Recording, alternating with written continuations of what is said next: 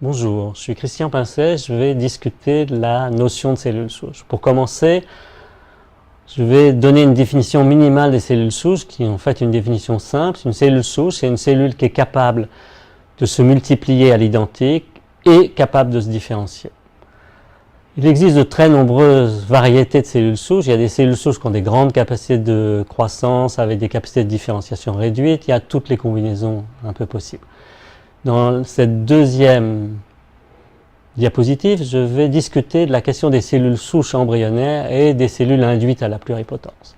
Alors, les cellules souches embryonnaires, elles existent de manière très transitoire au cours du développement, et c'est ces cellules qui vont être responsables de la formation d'un organisme adulte. Alors, bien évidemment, ces cellules sont capables au moins en deux potentialités extrêmement importantes. La première, c'est d'avoir une très grande capacité de croissance. Il faut imaginer qu'on passe du stade de cellules à des milliards de cellules pour un organisme adulte, et d'une cellule qui n'a pas de fonction à des dizaines de fonctions pour qu'effectivement cet organisme puisse vivre. On a, par des techniques de culture, pu isoler ces cellules et maintenir leur caractère indifférencié, et en modifiant les conditions de culture, on peut effectivement avoir différents types de tissus, comme du tissu nerveux, du tissu cardiaque, de la peau, et ainsi de suite.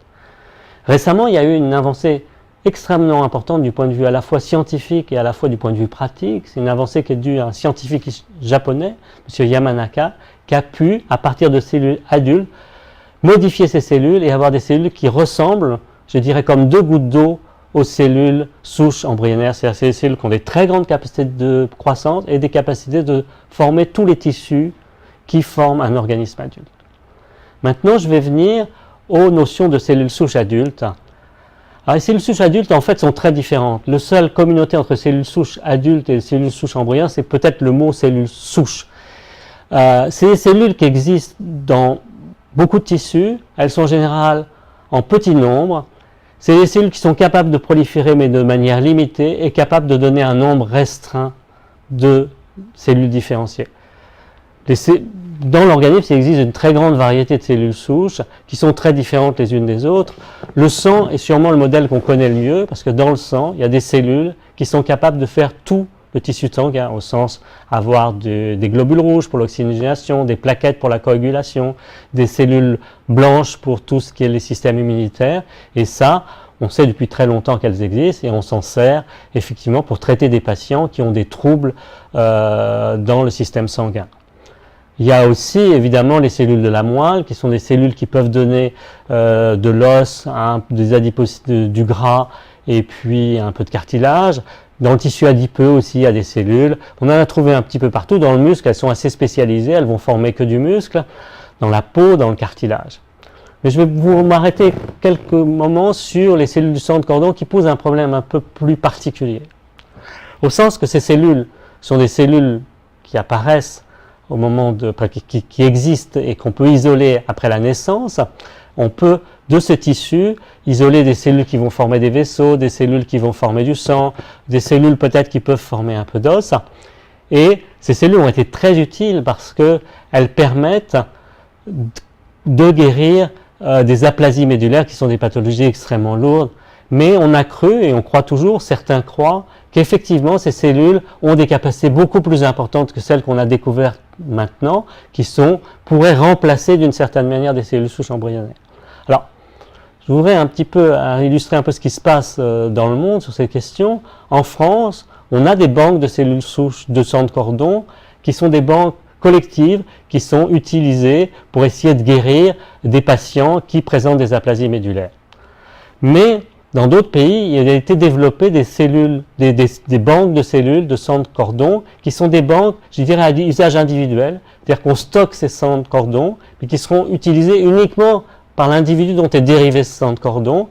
Et pour la raison suivante, c'est que certains croient ou disent qu'effectivement ces cellules pourront être des cellules qui seront un espèce de stock de cellules pour la réparation de tous les tissus dans le futur. Jusqu'à présent, on n'a aucune indication pour montrer qu'effectivement ce sang de cordon est capable de faire de très grands nombres, de très grandes variétés de types cellulaires. Ce que je voudrais terminer, c'est sur un petit peu le sens des mots et l'utilisation de ces différents types de cellules. Alors, souvent, Les mots sont des facteurs de confusion. C'est-à-dire que sous cette réalité de cellules souches, en fait, il y a deux réalités complètement distinctes. Il y a les cellules souches embryonnaires, avec les cellules induites à la pluripotence, qui sont un même groupe de cellules, et les cellules souches adultes. En fait, il faut revenir, pas au mot, mais il faut revenir à la fonction de ces cellules. La fonction des cellules souches embryonnaires, c'est faire un organisme. C'est-à-dire que c'est des fonctions extrêmement importantes, avec une capacité de croissance nécessaire extrêmement importante, et une capacité d'organisation, de former tous les tissus d'un organisme.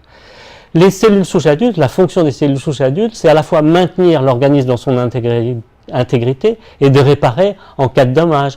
Par exemple, dans le sang est renouvelé, les globules rouges sont renouvelés tous les 90 jours, donc il y a besoin de cellules pour le renouveler. Dans le système musculaire, si on a une liste des cellules musculaires, les cellules qu'on appelle les cellules satellites sont tout à fait capables de réparer les muscles. Alors, après, ce qu'on peut discuter, c'est quelles sont les utilisations possibles de ces différents types de cellules. Évidemment, on a pu développer, à partir de cellules souches adultes, des thérapeutiques. Un des bons exemples, effectivement, pour le domaine du sang, mais aussi pour la peau. On peut, à partir de cellules souches de la peau, reconstituer de la peau, et qui a été très important pour des grands brûlés. Par contre, avec des cellules de la peau, il est extrêmement difficile d'avoir des cellules de cœur, c'est quasiment impossible, et en plus, ces cellules de la peau ont des capacités de croissance qui sont limitées. Par contre, si on s'adresse aux cellules souches embryonnaires, c'est des cellules qui sont capables de croître de manière illimitée et de former tous les tissus d'un organisme. Et c'est particulièrement intéressant pour des tissus pour lesquels on avait beaucoup de mal jusqu'à présent. Par exemple, si on veut avoir des cellules cardiaques, c'est extrêmement difficile à partir d'un organisme adulte d'avoir des cellules cardiaques. C'est impossible. Par contre, avec les cellules souches embryonnaires, on peut, en contrôlant les systèmes de différenciation, obtenir un très grand nombre de cellules cardiaques et qui pourrait être utilisé dans le cadre des 7 thérapies cellulaires. Et de manière plus immédiate, les cellules souches embryonnaires sont des armes extrêmement importantes pour tout ce qui est criblage de petites molécules, pour deux raisons, parce qu'on peut en avoir de manière illimitée, et pour la deuxième raison, c'est qu'on va avoir des stocks de cellules homogènes pour un tissu particulier.